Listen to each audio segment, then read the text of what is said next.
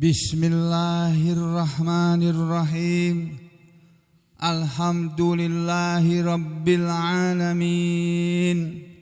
Wassalatu wassalamu ala rasulillah wa ala alihi thahirina ajma'in. Amma ba'du ayuhan nas, ittaqullaha mastata'tum wasma'u wa ati'u la'allakum turhamun. Para muslimin rahimakumullah, mari kita lanjutkan kajian tafsir surah Al-Isra, surat yang ke-17 yang kemarin sudah kita baca dan pelajari ayat yang ke-30 dari surat Al-Isra, di mana pada ayat tersebut Allah Subhanahu wa taala berfirman, A'udzu billahi minasy syaithanir rajim.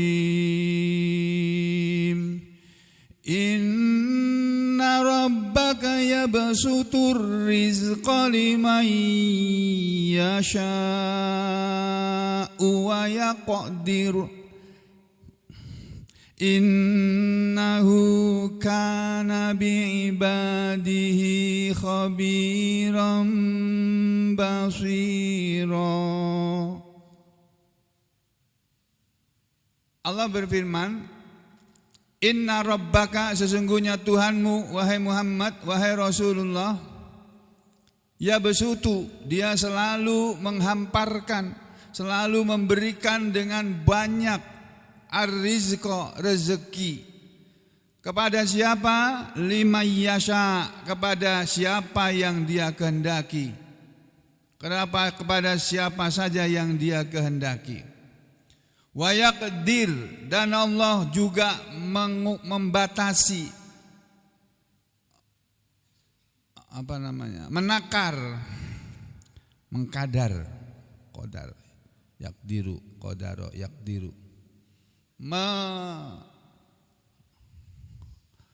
Jadi membatasi, tidak memberi dengan leluasa, tidak memberi dengan banyak, tapi dibatasi.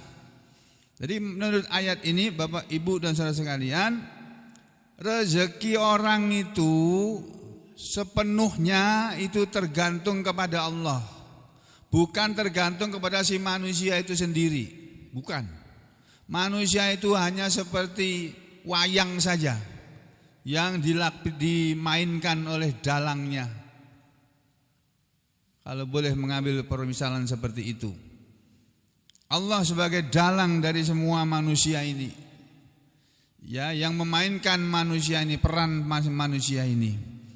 Ada manusia yang diberi oleh Allah rezeki yang luas, yang melimpah ruah, dan itu yang diberi adalah orang yang dia kehendaki saja.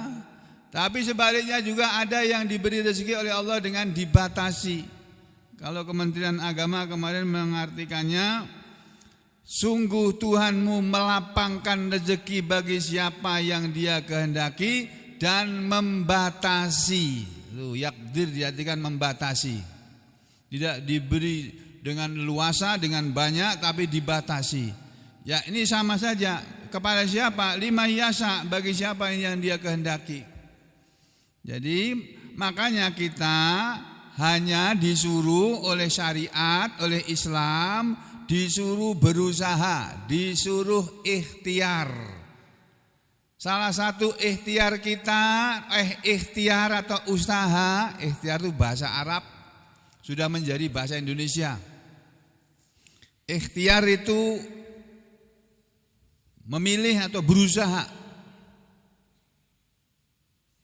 Jadi kita disuruh oleh Allah berusaha. Berusaha itu apa? Untuk mendapatkan rezekinya.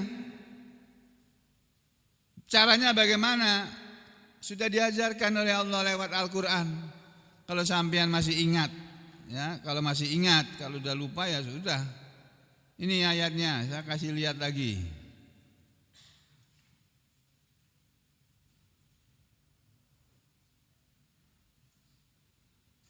A'udzu billahi minasy syaithanir rajim. Bismillahirrahmanirrahim. Ya ayyuhalladzina amanu idza nudiya lis-salati min yaumil jum'ah fas'au ila dzikrillahi wa dzarul bai'. Dzalikum khairul lakum in kuntum ta'lamun.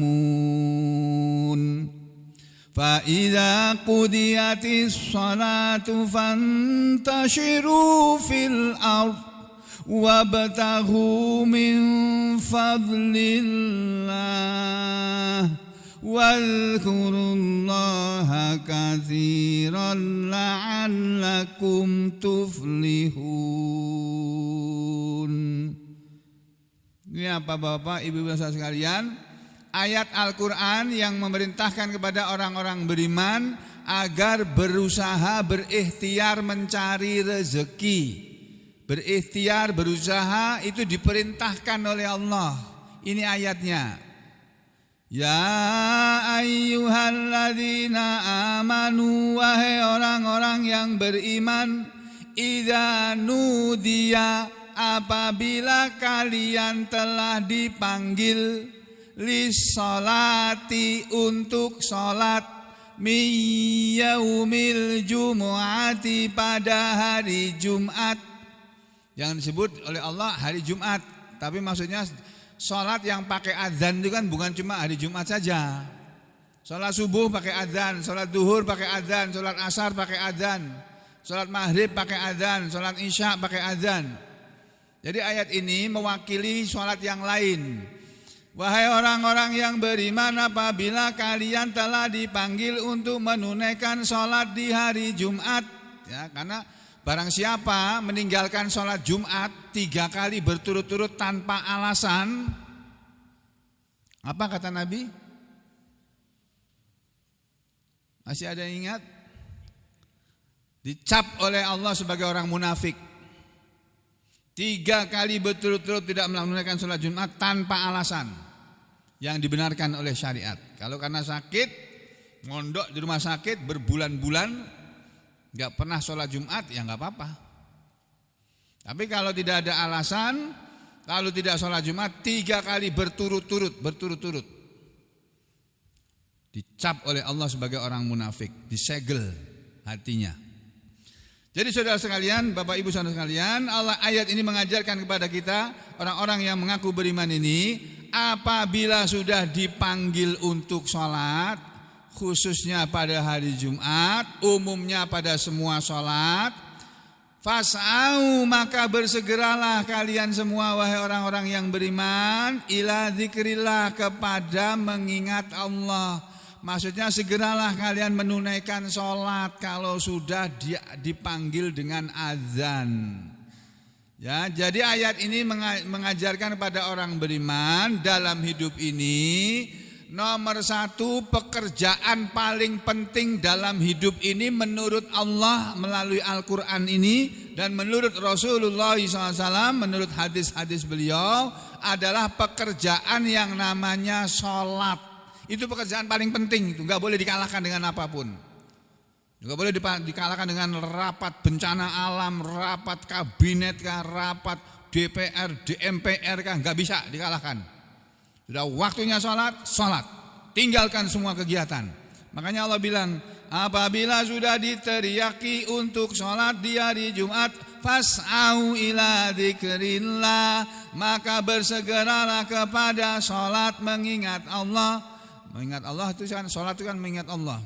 Wadharu, dan tinggalkanlah al-bai'a, jual beli itu.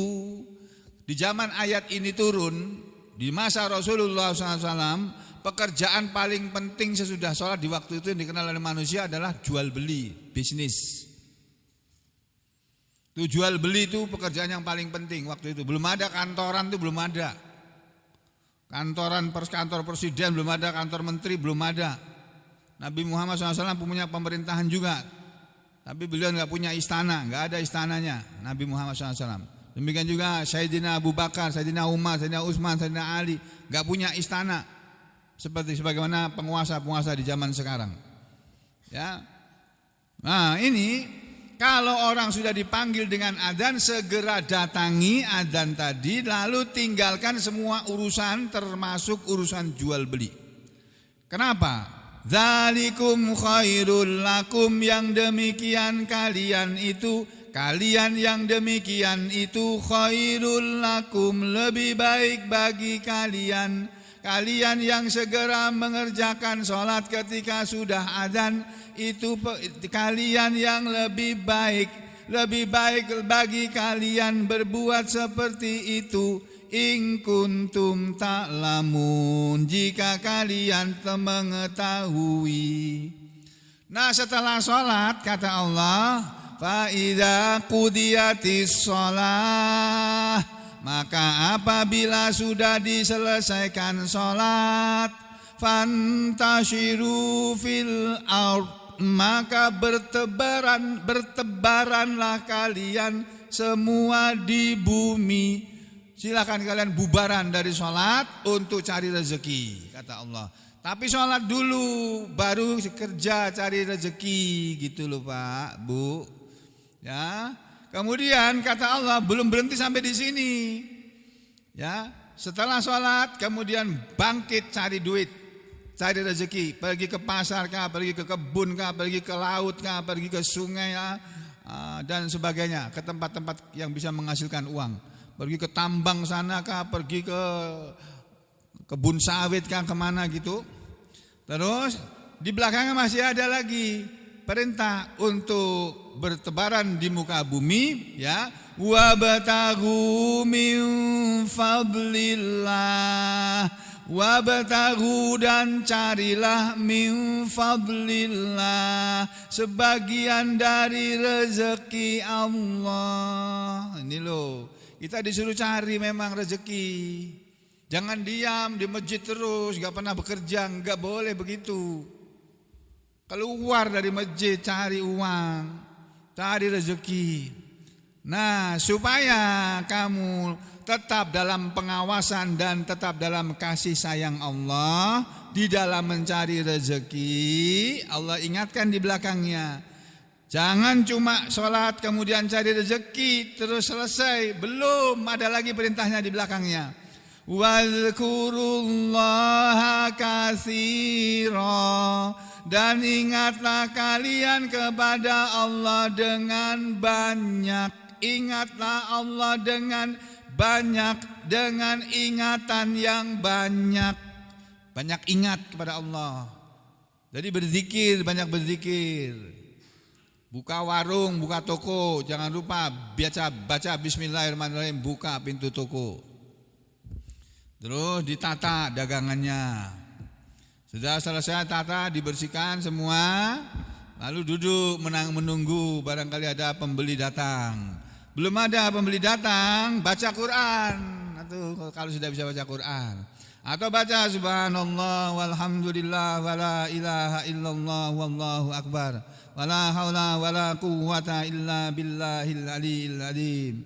Rabbi firli, subhanallah, subhanallah, subhanallah, alhamdulillah, alhamdulillah, alhamdulillah, gitu loh Pak.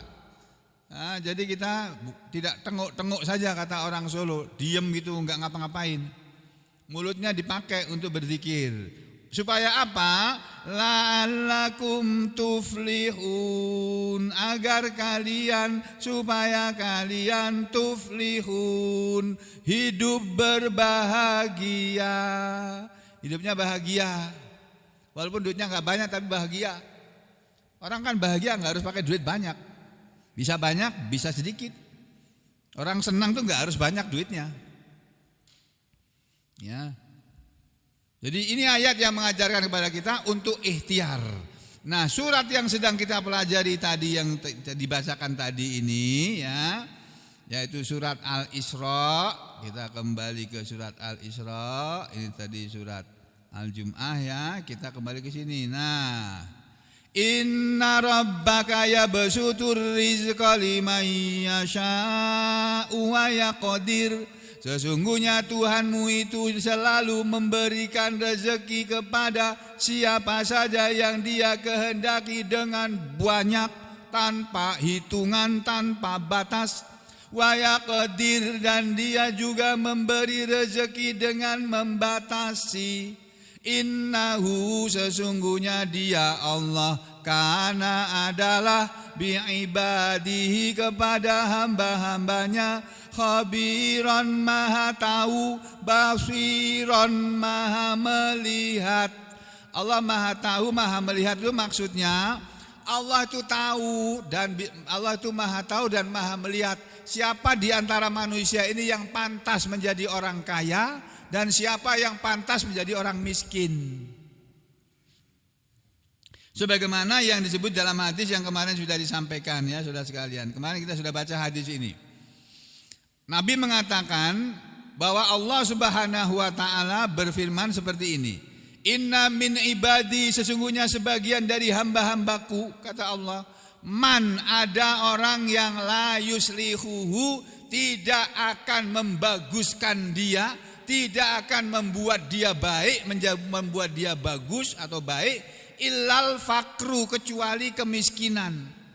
Ada hambaku yang justru dia akan baik kalau dia miskin. Lalu Allah bikin dia miskin. Karena ketika miskin dia baik gitu. Ya. Kemudian kata Allah, walau agnaituhu, dan kalau aku mengayakan dia, kalau aku bikin dia yang dia miskin itu baik, ketika dia miskin dia baik, kalau aku rubah dia jadi orang kaya, la afsattu alaihi dinahu, sungguh aku pasti merusak kepada dia agamanya. Ada orang yang baik agamanya ketika miskin. Nah nanti kalau aku bikin jadi kaya, agamanya rusak. Nah, sudah banyak contohnya ini. Ada kiai rusak kok, gimana? Kiai terkenal Pak, seluruh Indonesia tahu siapa namanya. Rusak gara-gara apa? Kepengen kaya, kepengen sugih. Ada yang kepengen jabatan, tuh berani berkelahi dengan sesama muslim lainnya hanya karena kepengen jabatan, hanya karena kepengen kaya. Ngapain kayak begitu itu? Kaya miskin itu ada di tangan Allah, bukan di tangan manusia kok. Ini Allah ngajarin kepada kita ini. Ada hamba-hambaku yang justru dia lebih baik ketika dia miskin, fakir, yang kalau aku bikin dia kaya, rusak agamanya. Sebaliknya kata Allah, wa inna, dan sesungguhnya min ibadi, sebagian dari hamba-hambaku, kata Allah, laman, sungguh ada orang yang la yuslihuhu, tidak membaguskan kepadanya, illal ghina, kecuali kaya. Ada hamba-hambaku, ada manusia, ada orang yang dia baiknya ketika dia kaya.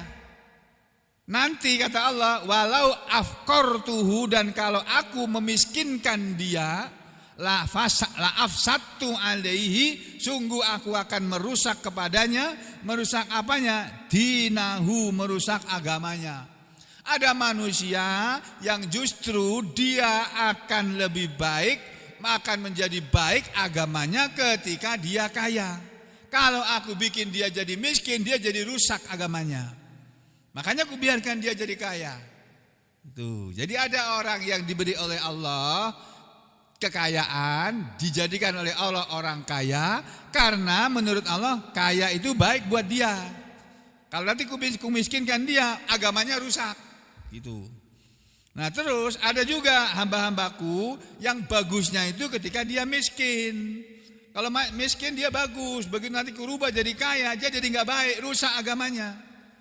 Waktu miskin dia rajin ke masjid, rajin sholat, rajin ngaji. Begitu kaya, rusak agamanya, nggak mau ke masjid lagi, nggak mau ngaji lagi.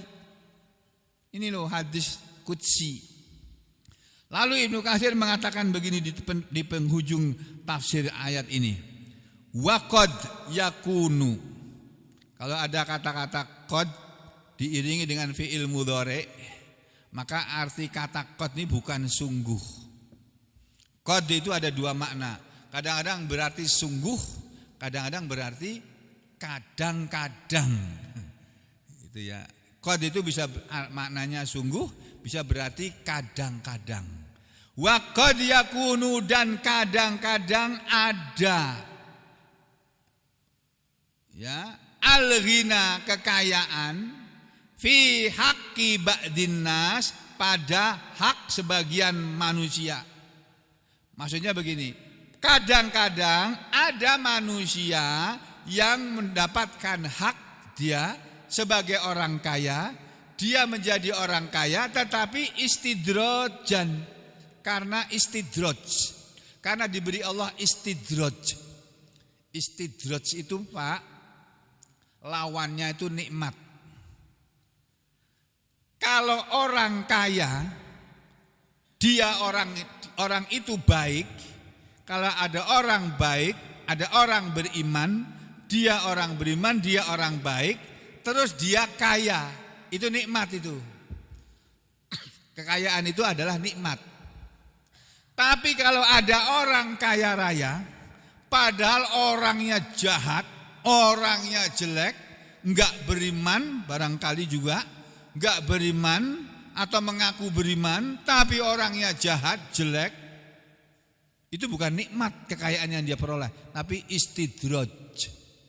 Itu bahasa Indonesianya enggak ada. Adanya bahasa Jawanya, ngelulu. Itu. Allah ngelulu maring wong kuwi mau. Jadi dibiarkan oleh Allah kaya raya terus, sengaja Allah dibikin kaya terus, padahal dia jahat. Nah, nanti akhirnya pada puncaknya, pas dia sudah berada di puncak kekayaannya, oleh Allah kemudian dimatiin. Nah, dimatiin kayak Firaun, kayak Qarun itu loh. Dimatiin dalam keadaan terhina, enggak terhormat. Kenapa? Karena jahat sewaktu masih kaya raya. Itu.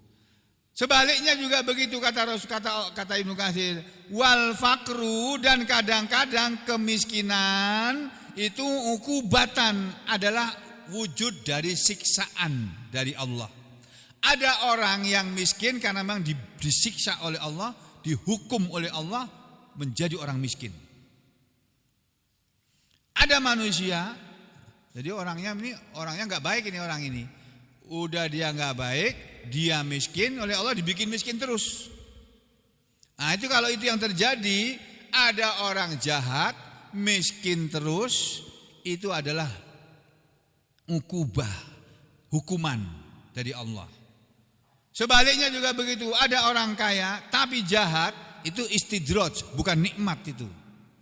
Nah makanya Ibnu Katsir mengatakan, iya dan billah, semoga Allah melindungi, ya, semoga perlindungan kepada Allah, semoga Allah melindungi min hadza wa hadza. Semoga Allah melindungi kita semua dari orang yang seperti ini, yang kaya tapi jahat, wa hadza, dan dari orang yang seperti ini, yang miskin tapi juga jahat. Kan ada orang miskin yang jahat, kan ada kan? Ada orang miskin yang baik, ada. Orang miskin yang jahat, ada. Orang kaya yang jahat banyak, orang kaya yang baik juga banyak. Gitu. Nah, kita kalau bisa jadi orang kaya baik, jadi orang miskin juga baik, gitu loh Pak.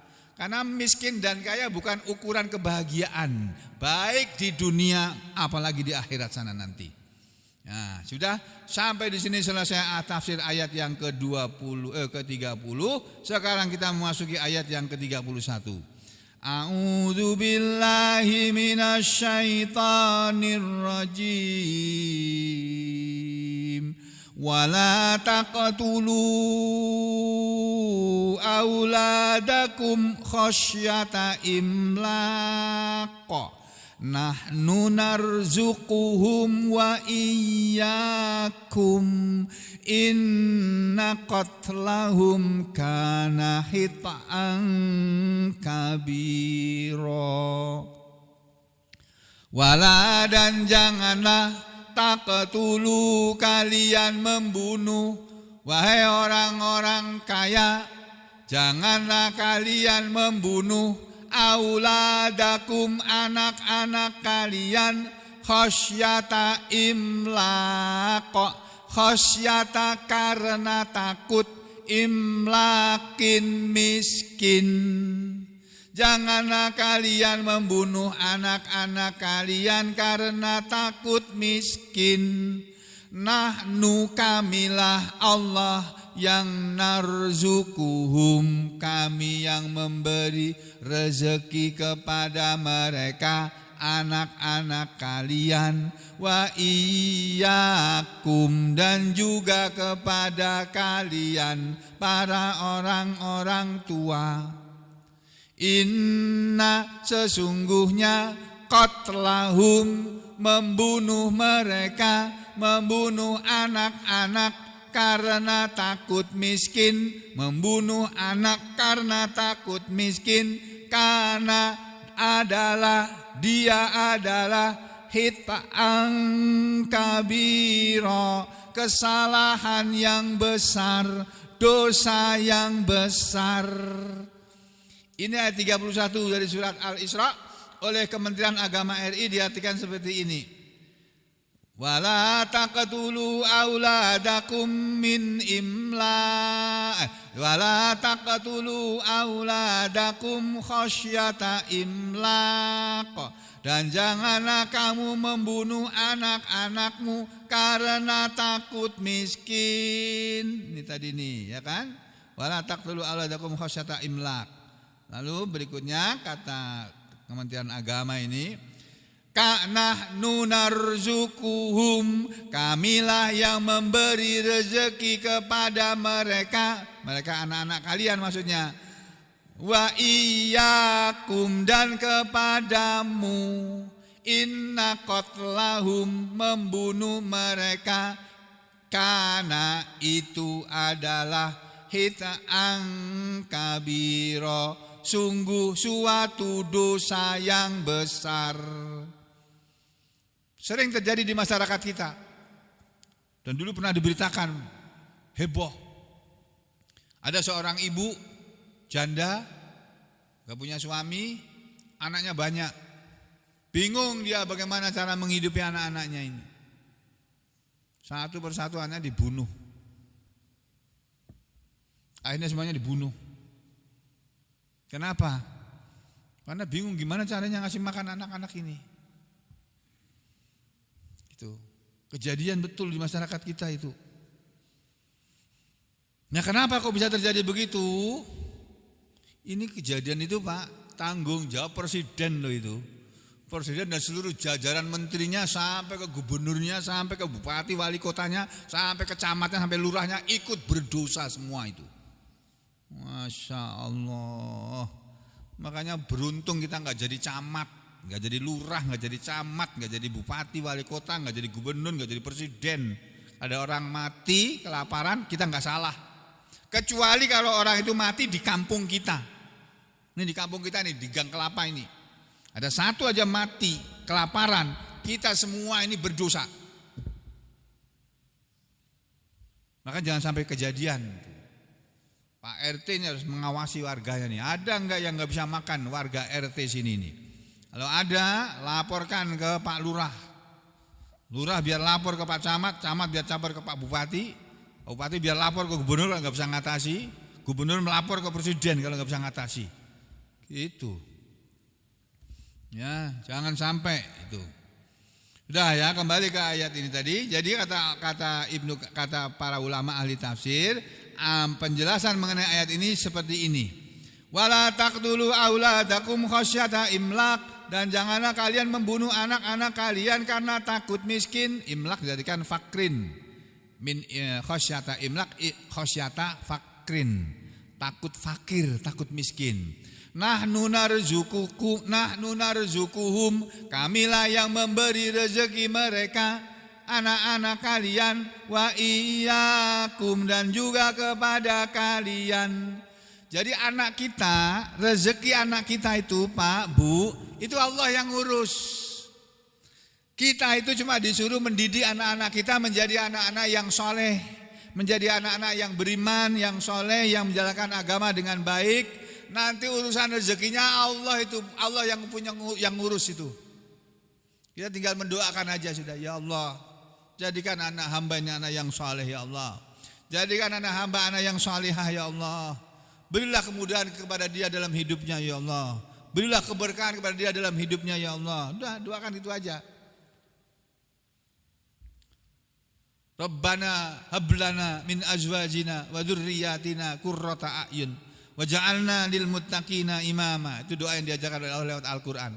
Rabbana, ya Rabb kami, wahai Tuhan kami, hablana, berilah kepada kami, ya, min azwajina, istri-istri atau pasangan-pasangan kami, suami-suami atau istri-istri kami, ya, hablana min azwajina wa dzurriyyatina, dan keturunan kami, anak-anak kami, cucu-cucu kami. Rabbana hablana min azwajina wa dzurriyyatina qurrata a'yun, berilah kepada kami istri, suami, anak, keturunan kami qurrata a'yun, menyenangkan mata, menyenangkan hati, dilihat menyenangkan, didengar suaranya menyenangkan, dilihat perilakunya menyenangkan. Kita minta kepada Allah seperti itu. Suami yang kayak begitu, istri yang kayak begitu, anak keturunan kayak begitu. Rabbana hablana min azwajina wa dzurriyyatina qurrata a'yun waj'alna lil muttaqina imama, dan jadikanlah kami ya Allah pemimpin bagi orang-orang yang takwa. Jadikan keluarga kami ini keluarga yang bertakwa ya Allah. Istri kami bertakwa, suami kami bertakwa, anak turun kami bertakwa. Jadi kami menjadi pemimpin mereka ya Allah. Tuh. Nah, makanya saudara sekalian, Allah tuh hanya menyuruh kita beribadah dengan baik, nanti Allah akan ngatur rezeki kita. Nah, yang kita salah itu kadang-kadang ibadahnya dinomor duakan, urusan rezeki yang dinomor satukan. Sibuk meninggalkan rumah, nggak pakai sholat, nggak pernah sholat, padahal mengaku muslim, ya. Sibuk cari uang sana kemari. Oleh Allah kadang-kadang dikabulkan. Oh, kamu kepenginnya begitu ya? Kepenginnya kamu jadi orang sugih tanpa beribadah. Oke, kata Allah, aku kasih kamu. Tambang sana, kamu ambil semua sana. Sawit berhektar-hektar, ribuan hektar kamu ambil sana. Tapi kamu gak punya bagian di akhirat. Tadi ayatnya dibaca di surat subuh oleh Pak Imam kita. Wa minhum may yaqulu rabbana atina fid dunya wa ma lahu fil akhirati min khalaq. Wa minhum may yaqulu rabbana atina fid dunya hasanatan wa fil akhirati hasanah wa qina adzabannar. Gitu ya Pak Amir ya. Wa minhum, dan sebagian di antara mereka yang pergi menunaikan ibadah haji, yang disebut Allah itu orang sedang pergi berangkat haji loh itu. Ayat itu berbicara tentang orang yang sedang pergi haji. Wa minhum, dan sebagian dari mereka yang pergi haji itu wahai Muhammad, mayaqulu, ada yang selalu berdoa di dalam pergi hajinya atau umrahnya, Rabbana atina fid dunya, ya Allah berilah kami kebaikan di dunia. Yang mereka minta di sana urusan dunia. Wa ma lahu fil akhirati min khalaq, dan tidak ada bagi dia di akhirat sana bagian. Kalau orang minta dunia oleh Allah enggak punya bagian di akhirat, enggak ada. Itu ayatnya itu. Wa minhum, dan sebagian di antara mereka yang berangkat haji, mayaqulu, ada yang berdoa, Rabbana atina fid dunya hasanah, wahai Tuhan kami, wahai Rabb kami, berilah kami di dunia ini kebaikan, wa fil akhirati hasanah, dan di akhirat kebaikan, wa qina adzabannar, dan selamatkanlah kami dari azab neraka. Jadi sudah ditentukan oleh Allah, sudah diajari kita oleh Allah. Ini ayat ini ditujukan kepada orang-orang kaya di zaman dulu. Di sini diterangkan dalam tafsir Al-Baghawi, wadzalika, dan ini ayat itu adalah anna, bahwasanya ahlal jahiliyah, orang-orang jahiliyah dulu, kanu mereka yaiduna banatahum khasyatal faqah. Mereka mengubur hidup-hidup anak-anak perempuan mereka karena takut miskin. Kalau dulu zaman jahiliyah, zaman sebelum Nabi datang membawa ajaran Islam, membawa ajaran Al-Quran, itu orang-orang Mekah dulu kalau kelahiran anaknya perempuan langsung dikubur hidup-hidup Pak. Malu mereka punya anak perempuan. Dikubur hidup-hidup di zaman dulu itu. Kejadian betul itu. Lalu datanglah Islam yang dibawa oleh Nabi Muhammad SAW dengan Al-Qur'annya ini. Fanuhu anhu, lalu mereka dilarang dari berbuat seperti itu, membunuh anak-anaknya. Wa uhbiru, dan diberitakanlah kepada mereka anna rizqahum, bahwa rezeki anak-anak mereka, rezeki mereka para orang tua, wa rizqa auladihim, dan rezeki anak-anak mereka, alallahi ta'ala, menjadi tanggungan Allah Ta'ala.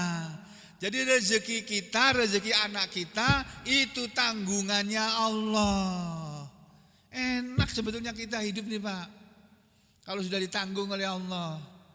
Nah, bagaimana caranya supaya hidup kita ditanggung oleh Allah? Ya kita menjadi hamba Allah yang baik, menjadi ibadur rahman, alladzina yamshuna 'alal ardi hauna wa idza khatabahumul jahiluna qalu salama, dan seterusnya itu. Itu jadi hamba-hamba Allah yang baik. Nanti urusan rezeki kita diatur oleh Allah. Anak-anak kita akan diurus oleh Allah tanpa pernah kita bayangkan kok. Saya aja nggak bisa membayangkan kok anak saya itu gimana dulu. Dan waktu saya masih anak-anak saya masih kecil, saya nggak bisa bayangkan nanti mereka jadi apa, kerja apa, kuliah apa. Waktu tamat SMA aku suruh masuk kedokteran, nggak ada yang mau, tiga-tiganya perempuan itu. Gak ada yang mau masuk kedokteran, meneruskan bapaknya nggak ada. Akhirnya milih mereka sendiri, sudah terserah sudah. Akhirnya bagaimana? Akhirnya masing-masing dapat rezekinya sendiri-sendiri. Tanpa saya urus itu. Saya cuma mendoakan saja. Doa saya, ya Allah, ampunilah dosa-dosa kesalahan hamba, ampunilah dosa-dosa anak-anak hamba, keturunan hamba, kedua orang tua hamba. Ya, berdoa. Berilah mereka semua ya Allah, anak-anak keturunan hamba semuanya kesehatan dan kekuatan. Sembuhkanlah penyakit-penyakit yang mereka derita. Berilah mereka kemudahan dan keberuntungan dalam hidup ini. Jauhkan mereka dari kesyirikan dan kemaksiatan dalam segala urusan mereka. Berilah mereka semua kemudahan dalam urusan rezeki mereka, urusan jodoh mereka, urusan sekolah mereka, kuliah mereka, pekerjaan mereka, dan rumah tangga mereka. Doaku begitu Pak. Nah, saudara juga bisa berdoa seperti itu. Dan serahkan pada Allah. Didik anak ini menjadi anak yang kenal sama Allah, kenal sama Rasulullah SAW. Ajak mereka ke masjid, biasakan dia ke masjid, sehingga hidup bersama orang-orang muslim ini. Ya. Jadi rezeki itu menjadi tanggungan Allah. Inna qatlahum kana hit'an kabira. Sesungguhnya membunuh anak-anak mereka, membunuh mereka anak-anak kalian tadi, kana adalah hit'an kabira, dosa yang besar. Kata dalam ayat ini ada bacaan hit'an kabiro. Menurut kiroahnya Abu Amir, Ibnu Amir sama Abu Ja'far, dibacanya khoto'an, bukan hit'an tapi khoto'an. Inna qatlahum kana khoto'an kabiro. Boleh dibaca begitu? Boleh. Walaupun itu tidak terkenal, boleh itu. Karena apa? Maknanya sama. Ya bi fathil kha wa ta, dengan memfathah huruf kha dan huruf ta-nya. Ini ya, maksuron. Wa qara Ibnu Katsir, sedangkan bacaannya Ibnu Katsir bi kasril kha, dengan mengkasrah huruf kha, bukan khotoan tapi hit ya. Kasrah huruf a, huruf kha mamdudan ya. Hit'an kabira gitu. Atau hita'an kabira, baca Ibnu Katsir hita'an kabira, hit'an khoto'an, hit'an sama saja itu artinya. Ya, wa qara al-akharun, sedangkan yang lainnya ahli qiraah lain membacanya bi kasril kha, dengan mengkasrah huruf kha, wa jazmit ta, dan ta-nya disukun, dijazm. Wa maknal kulli wahid, dan semuanya maknanya satu, yaitu isman kabiro, hit'an kabiro, khoto'an kabiro, hito'an kabiro, itu maknanya isman kabiro, dosa yang besar. Kalau Ibnu Katsir mengatakan hadil ayatu, ayat ini, hadil ayatul karimah, ayat yang mulia ini, dallatun, menunjukkan ala kepada annallaha ta'ala, bahwa Allah ta'ala arhamu, dia sangat mengasihani, sangat menyayangi bi ibadihi, kepada hamba-hambanya, minal walidi daripada bapak atau ibunya biwaladi kepada anaknya. Allah itu lebih sayang kepada manusia daripada sayangnya bapak ibunya si manusia itu kepada anaknya. Ini ayat ini menunjukkan begitu kata Ibnu Katsir. Kenapa? Li'annahu yanha ta'ala, karena itu Allah Ta'ala melarang orang-orang tua membunuh anaknya karena takut miskin, termasuk berkeluarga bencana. Mengikuti keluarga bencana itu dilarang dalam Islam kalau modelnya membunuh anak. Kan ada sistem KB yang seperti membunuh anak. Itu enggak boleh. Masing-masing anak lahir itu dengan rezekinya sendiri-sendiri. Dan yang ngasih rezeki itu bukan kita, bukan orang tuanya, Allah yang ngatur. Itu kalau saudara yakin kepada Allah. Kalau enggak yakin ya sudah selesai. Sampai di sini aja sudah.